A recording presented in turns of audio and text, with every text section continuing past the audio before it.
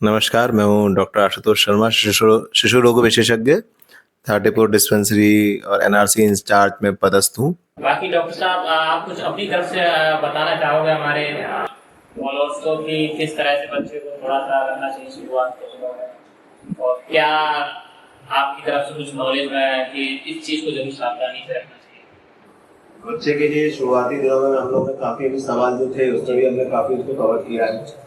जन्म के बाद मैंने पहले ही बताया था बच्चे को हमें गर्म रखना होता है, कभी बच्चा ठंडा नहीं पड़ना चाहिए।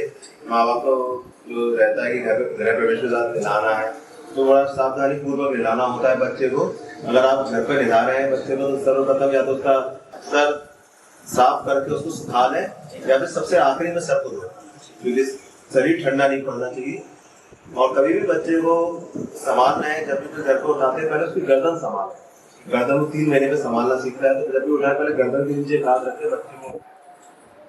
चौथा सबसे जरूरी क्वेश्चन है, बच्चे को कभी भी माँ छोटे बच्चों के साथ अकेला ना छोड़े।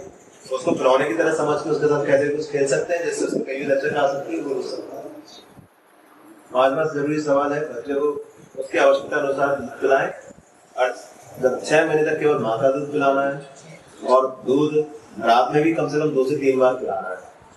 स्टार्टिंग में बच्चा पेशाब कम करता है 1-2 दिन 3 दिन तक 1-2 या 2 बार, उससे घबराना नहीं है। बच्चा अगर माँ का दूध पी के तुरंत अगर लेटरिन जाता है तो नॉर्मल है, वो दस्त नहीं है।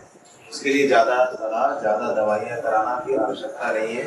अगर बच्चा दिन में 12 से 14 बार भी लेटरिन जा रहा है पर वो एक्टिव है, लार टपका रहा है, पेशाब खूब कर रहा है तो वो एक नॉर्मल चीज है। उसके लिए माँ के दूध को दोष देना कि तुम्हारा दूध खराब है इसलिए दस्त चल रहा है, ये बिल्कुल गलत।